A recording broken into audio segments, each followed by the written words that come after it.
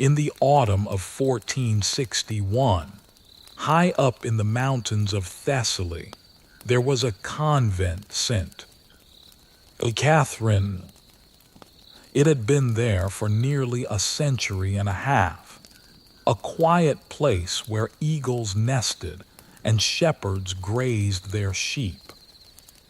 22 Benedictine nuns lived there, from young Sister Magdalena, just 17, to Sister Thecla, who was 63 and had taken her vows long before most of the others were even born.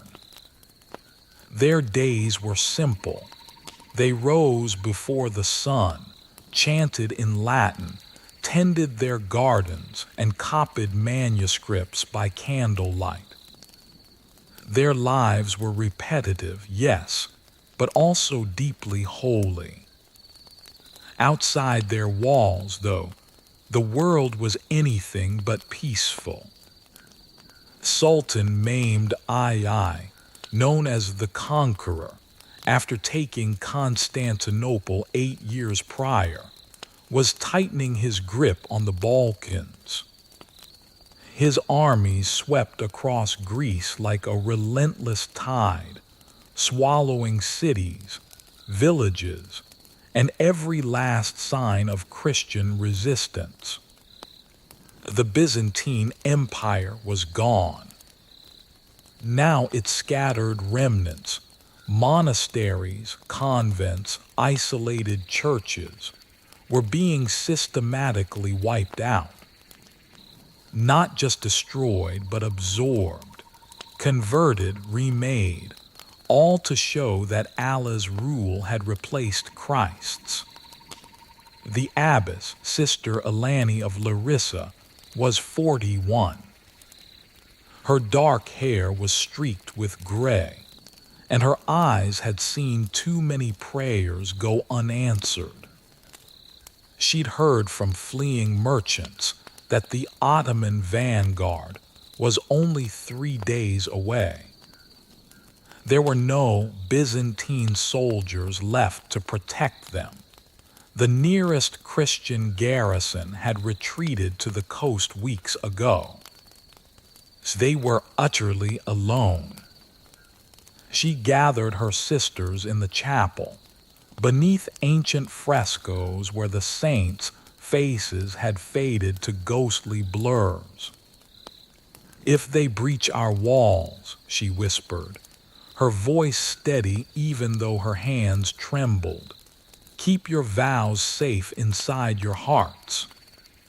That they cannot take." She believed it. They all did. But Sister Alani was terribly, tragically wrong about what could be taken. On October 14th, 1461, the first cannonball tore through the convent's eastern wall. At precisely 3 in the afternoon, the nuns had been listening for hours to the approaching sounds, the rhythmic thunder of Ottoman artillery being dragged up the mountain paths, the shouted commands in a language none of them understood, the metallic clatter of an army preparing for conquest. In those final hours, they made their choice. Not to flee, where would they go? But to save what mattered most. Sister Thecla and 2 others went down into the crypt beneath the altar, carrying the convent's most precious items: a silver chalice from Rome, embroidered vestments sewn by hands dead 2 centuries, and bone fragments believed to be from St. Demetrius. They buried these things under loose stones, whispering prayers over each one. If their bodies were lost, perhaps the physical evidence of their faith might somehow endure. Above, Sister Elani stood before the altar, clutching the convent's silver crucifix, a relic that had survived storms and raids since 1314.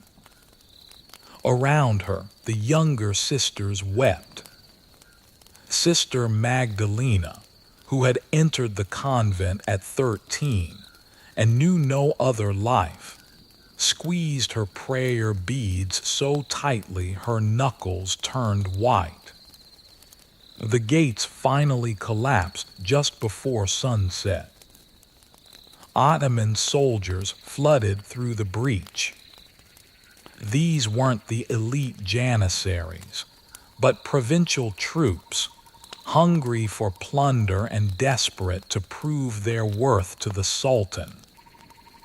Their commander, a captain named Mehmet Bey, according to later Ottoman records, had specific orders: take any religious figures alive for questioning. The Sultan wanted intelligence about Christian networks, hidden wealth, and resistance plans. But orders and their execution are often very different things. By nightfall, the convent was burning.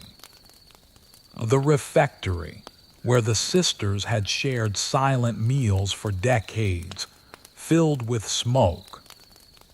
The chapel roof, held up by beams cut from trees that no longer existed, crashed inward, sending sparks spiraling into the October darkness.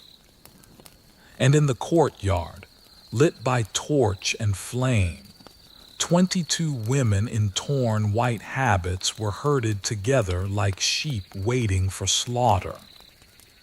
But slaughter would have been a mercy.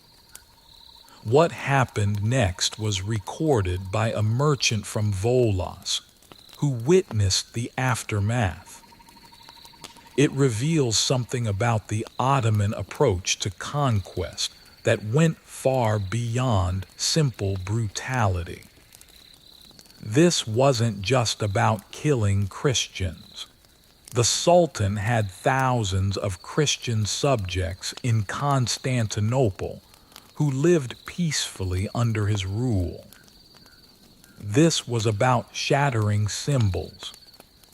The captain approached Sister Elani through a translator. He made his offer: renounce Christ, accept Islam, and she and her sisters would be given new names, positions in the palace, and their lives. A simple choice, words for survival. Sister Elani's response was noted by two sources: an Ottoman scribe who was present, and later, in a letter secretly sent to Rome by a Greek informant. She said, "I gave my life to God at 19. What you see before you is already His. What else can you possibly take?" The captain hesitated. Some witnesses said he seemed moved, perhaps troubled. He was a military man, not a theologian. He understood soldiers who died for the Sultan, but women who chose death for an invisible God. It complicated the calculations of conquest. He turned away, leaving her to his men.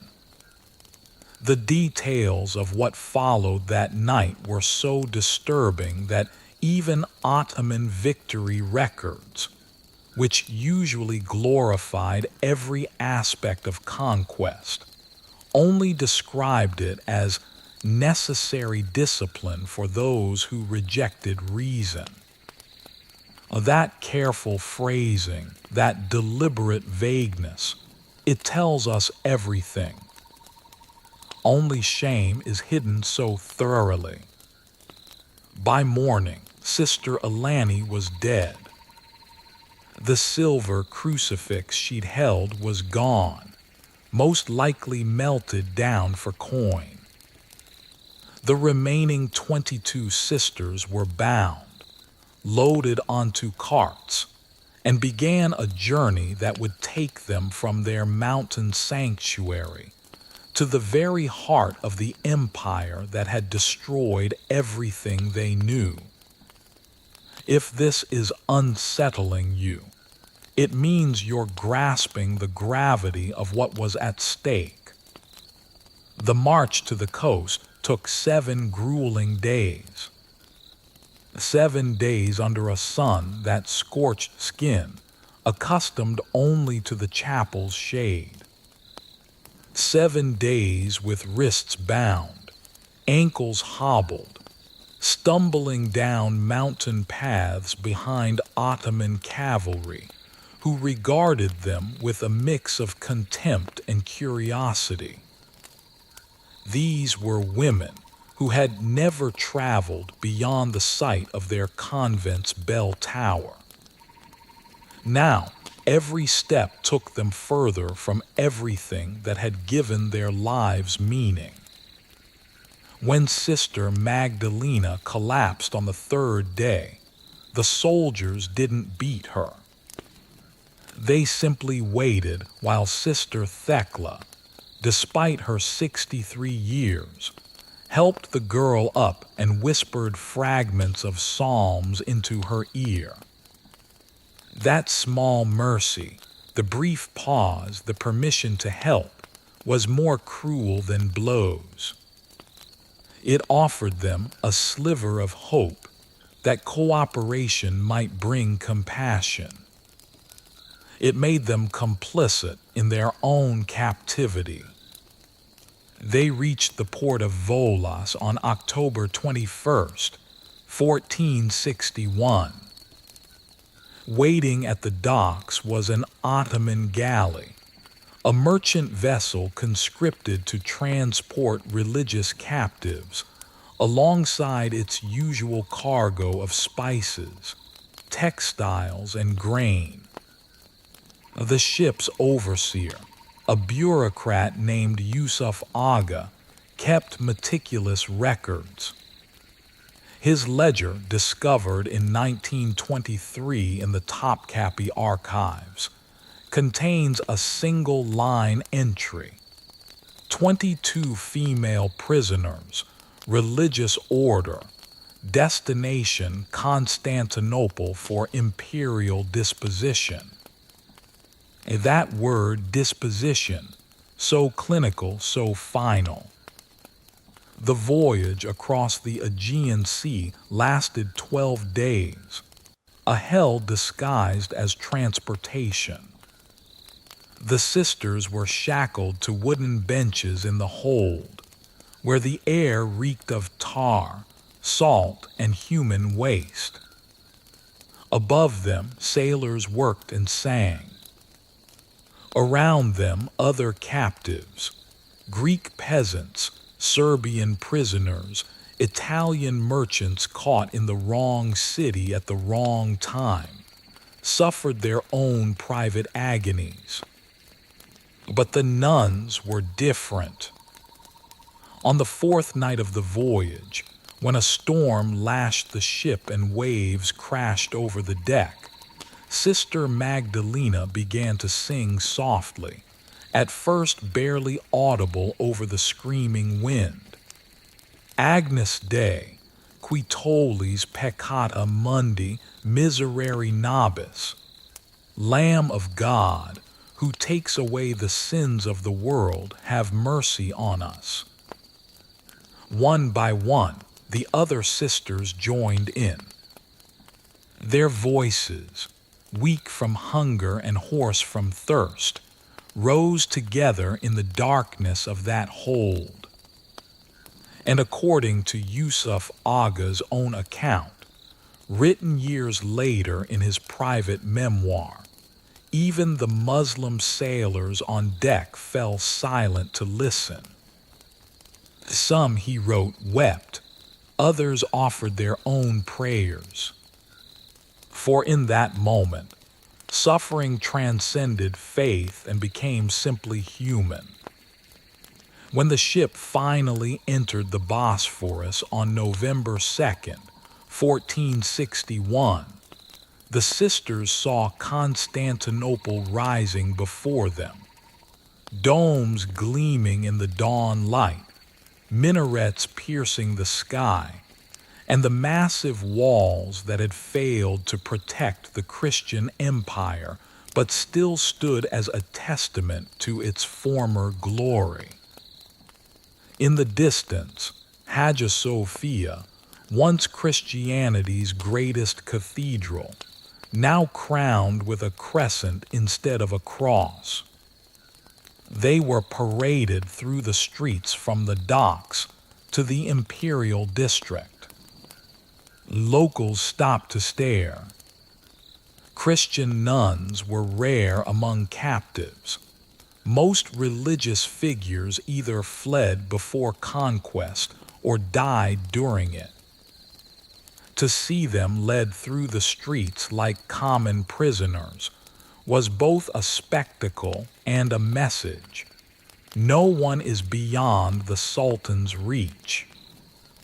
In the shadow of Hagia Sophia, they were forced to kneel. Above them, the call to prayer echoed from minarets that had once held Christian bells. Sister Theodora, who had been silent since the convent fell, whispered just loud enough for the others to hear. "We are home, but it is no longer ours." The divan, the imperial council, met in a marble hall where justice and power were indistinguishable. The Grand Vizier sat elevated, his face carefully neutral as the 22 sisters were brought before him. Scribes waited with ink and parchment, ready to record every detail for the imperial registers that tracked every asset, every prisoner, every transaction in an empire that ruled 3 continents. Through translators, the vizier explained the Sultan's mercy. Those who accepted conversion to Islam would be given new names, positions within the palace, food, clothing, and life.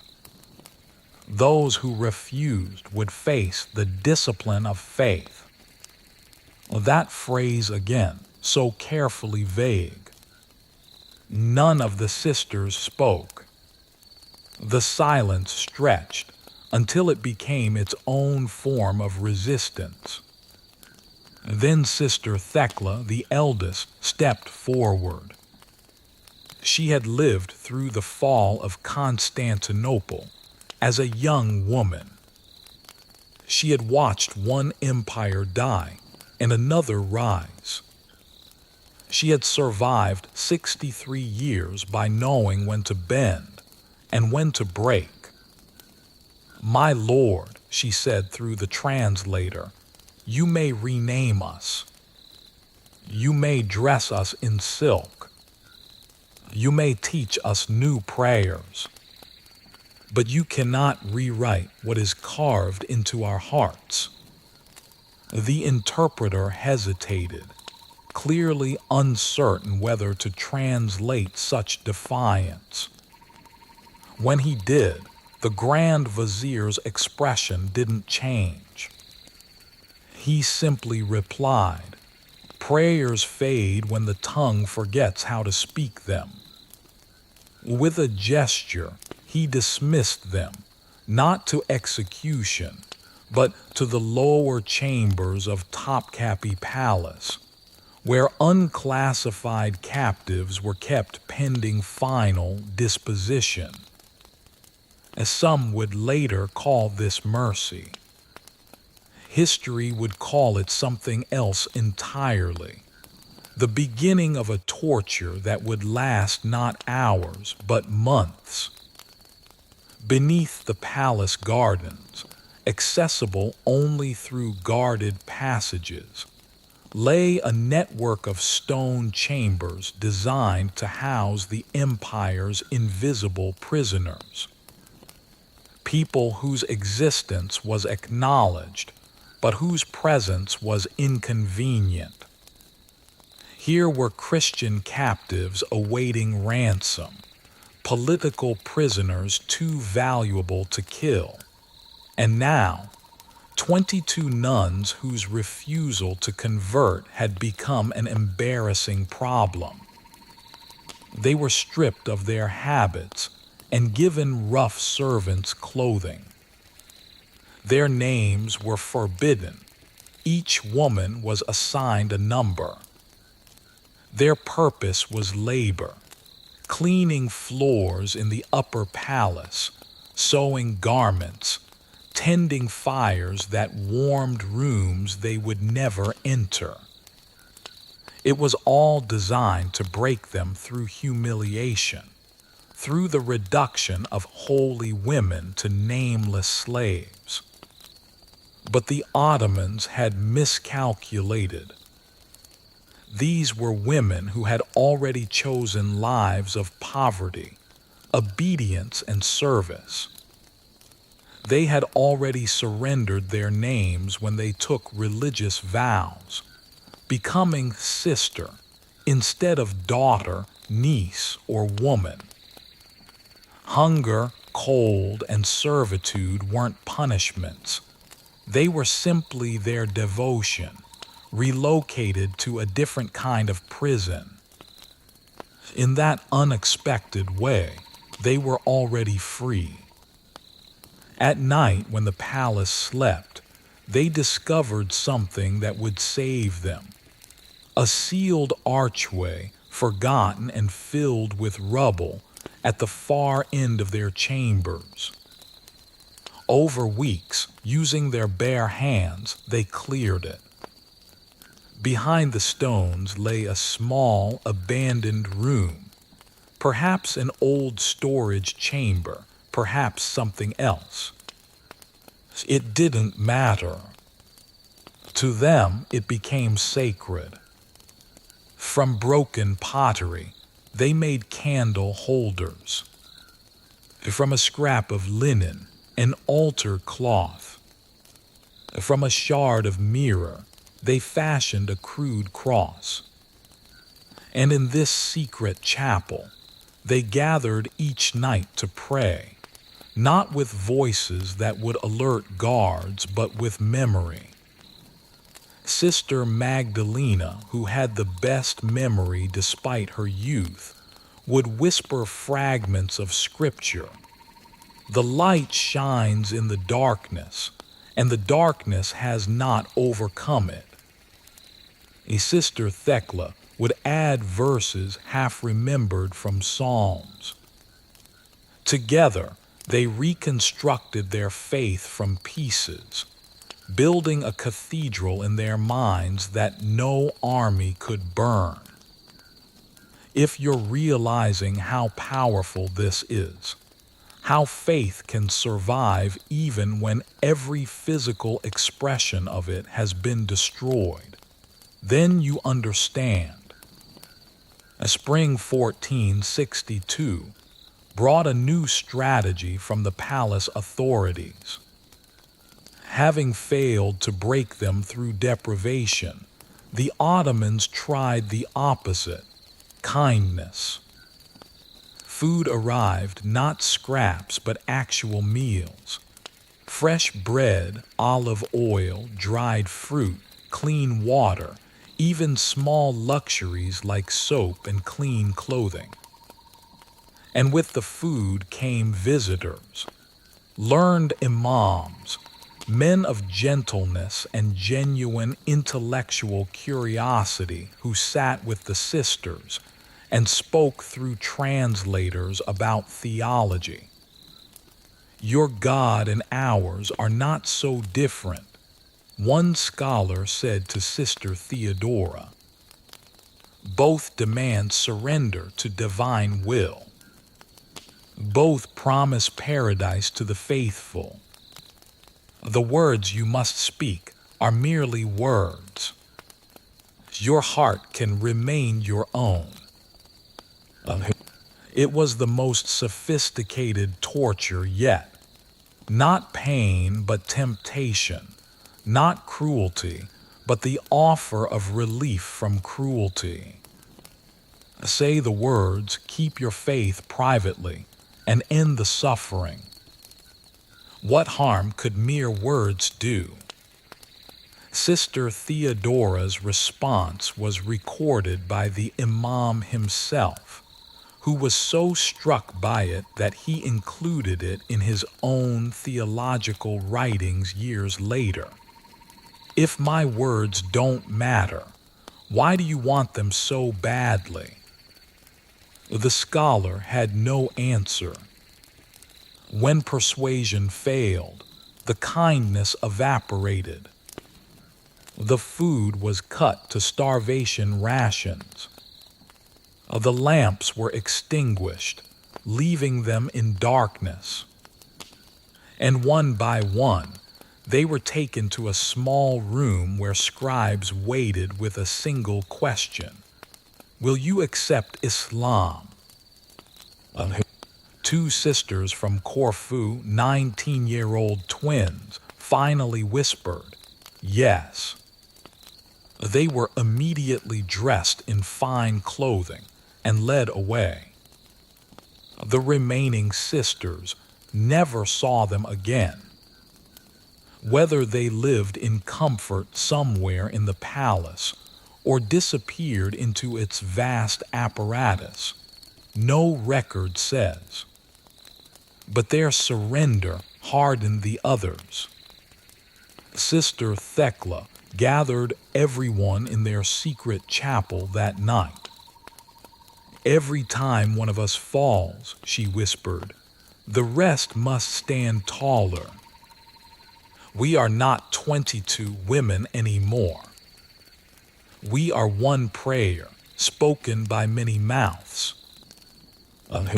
From that night forward, when guards questioned them, the sisters stopped speaking entirely. They answered every question with silence. And in that silence, they reclaimed the one thing the empire thought it had taken: control over their own surrender. Ottoman records from June 1462 note, religious captives, unresponsive, unsuitable for re-education, recommend disposal. A disposal. There's that word again. By autumn 1462, only 11 of the original 22 remained alive. The others had succumbed to disease, despair, or simply disappeared. The survivors were skeletal, their hands scarred from labor, their voices hoarse from whispered prayers. Guards called them the ghosts and avoided the lower chambers whenever possible, claiming the air there felt wrong. But in their secret chapel, something extraordinary was happening. Sister Magdalena had begun marking the walls with charcoal. Not names which were forbidden, but symbols. A small bird for each sister still alive, a flame for each one lost. The walls became a visual prayer, a silent memorial that testified, we were here. So we endured. We did not break. On one wall, she carefully wrote in Latin, small and neat, Lux in lucid, the light shines in the darkness. In October 1462, Sultan Mehmed II died unexpectedly. His son, Bayezid II, ascended to the throne and immediately ordered a purge of his father's household, a common practice to prevent plots. Every servant, every prisoner, every inconvenient remnant of the previous reign was to be resolved. The 11 surviving sisters were brought before a new vizier. Once again, the offer: convert and live, or refuse and face final disposition. By now, they were so weak they could barely stand. Sister Magdalena, at 18, looked 50. Sister Thecla, now 64, could no longer walk without help. The vizier gave them 3 days to decide. On the morning of the 3rd day, when guards came to collect their answer, they found the chambers empty. Not escaped, the doors were still locked from outside. But the women were gone, vanished. A search was ordered. The palace was combed, and deep in the hidden chapel the sisters had created, guards found something that would be whispered about for generations. 11 birds carved into the wall, and beside them a 12th symbol, a door standing open. What happened to them? Ottoman records suddenly go silent. No execution orders, no burial records, no transfer documents, just a gap in the ledgers where their resolution should be recorded. In 1484, a Venetian diplomat wrote of palace servants who claimed that on certain nights, faint singing could be heard beneath Topkapi, women's voices in Latin, praying to a god not of this empire. He dismissed it as superstition. But in 2011, when archaeologists excavated beneath Topkapi Palace, they found something extraordinary: a small, sealed chamber, untouched for centuries. Its walls were covered in Christian carvings, crosses, birds, flames, and written in fading charcoal, a phrase in Latin: lux in tenebris lucet, the light shines in the darkness. This story asks us a question that transcends religion or empire.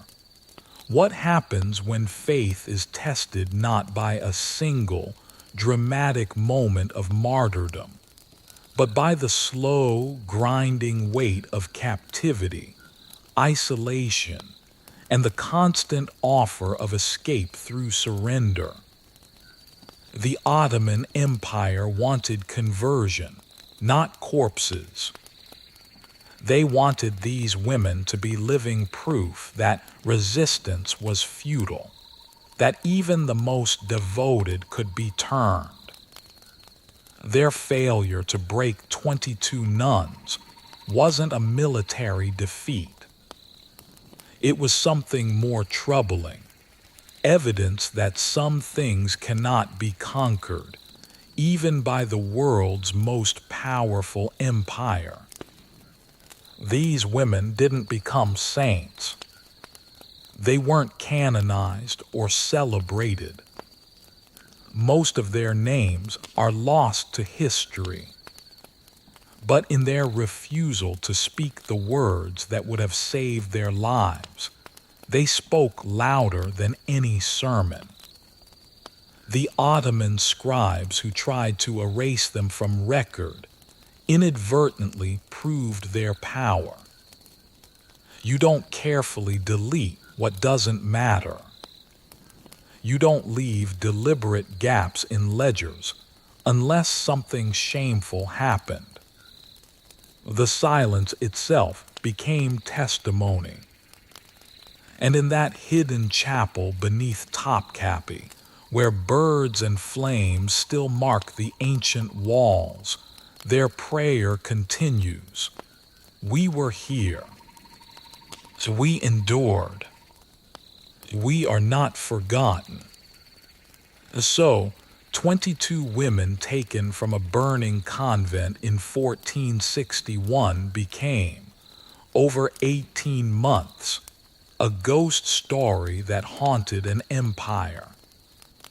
Some died, some disappeared, some may have broken, but enough held firm to leave evidence carved in stone. Evidence that survived 5 centuries to tell us that faith, whatever form it takes, can be the last thing that remains when everything else is stripped away.